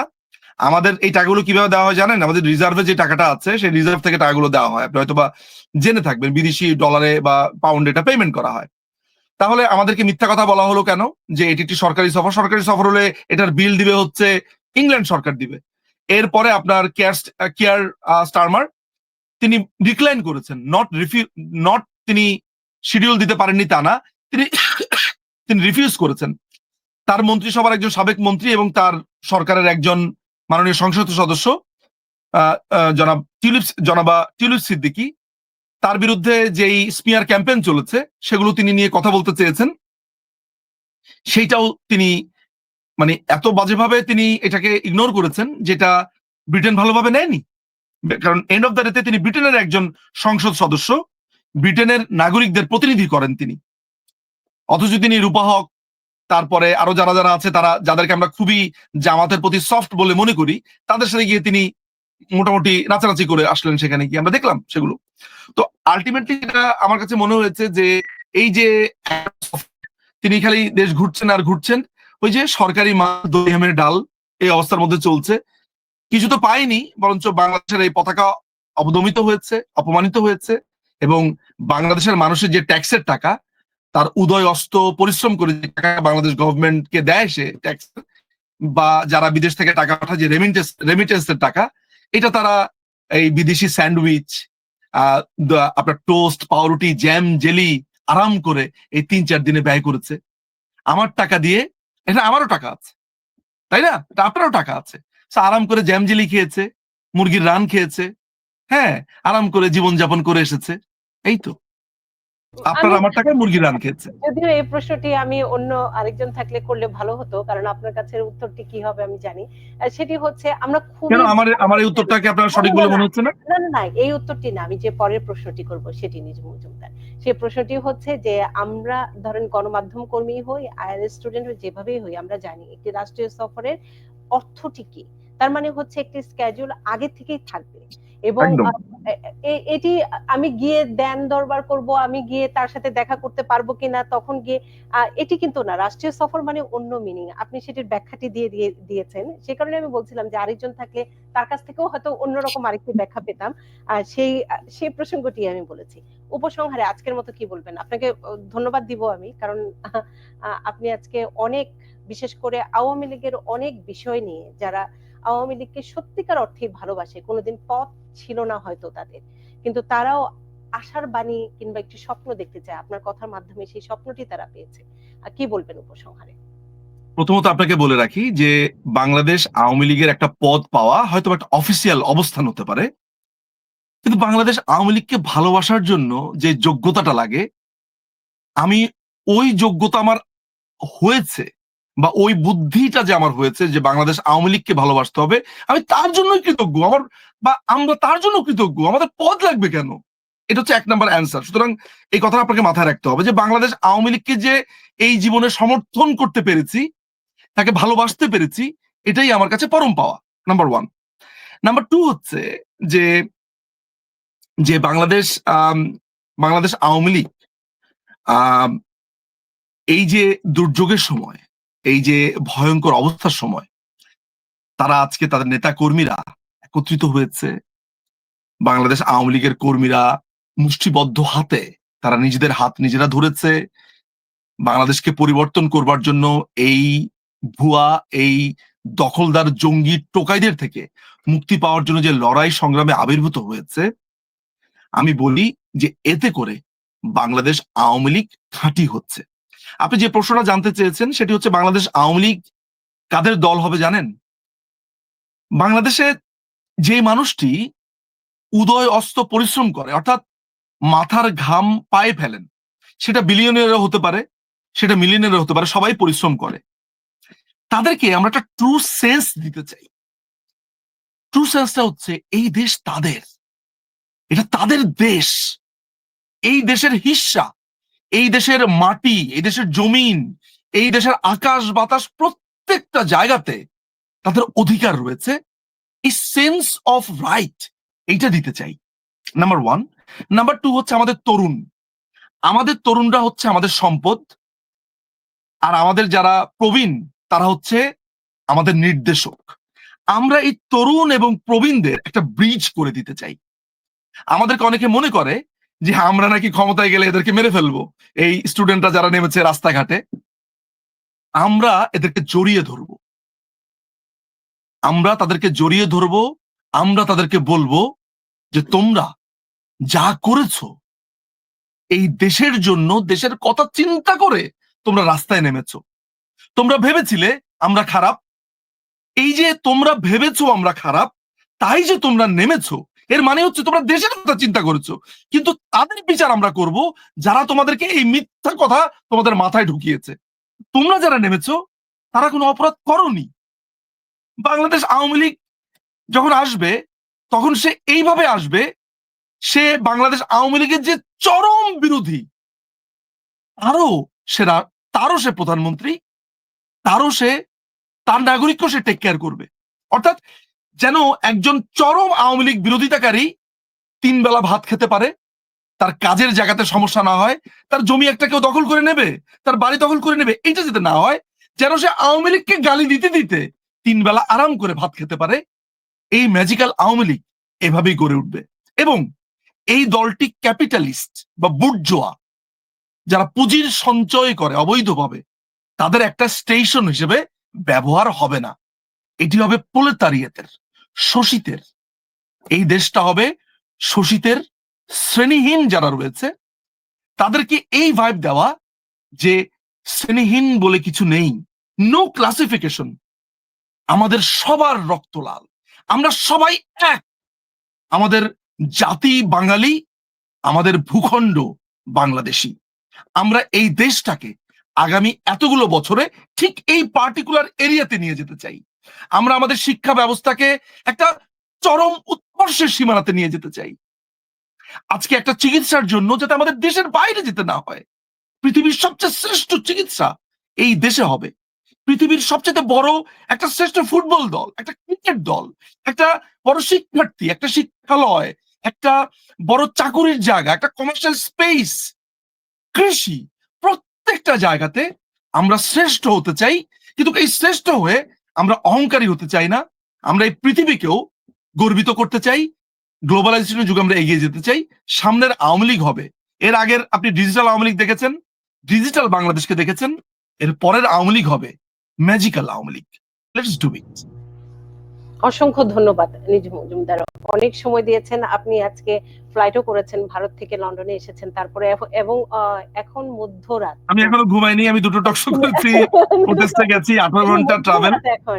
এখন মধ্যরাত লন্ডনে, সে কারণে আপনার প্রতি অনেক অনেক কৃতজ্ঞতা। আপনাকে আমি ভবিষ্যতেও পাবো, আমরা বিভিন্ন বিষয় ভিত্তিক আলোচনা করব। এবং যেটি আমি সব সময় বলি যে সবার মতামতের প্রতি শ্রদ্ধা রাখতে হবে, কারণ যে যে দলকেই ভালোবাসে সেটি তার ভালোবাসার প্রতি শ্রদ্ধা আমাদের জানাতেই হবে। তার কারণ এটি হচ্ছে গণতন্ত্র। গণতন্ত্রে সবাই এক দলের নয়, গণতন্ত্র মানে হচ্ছে অনেক দল থাকবে।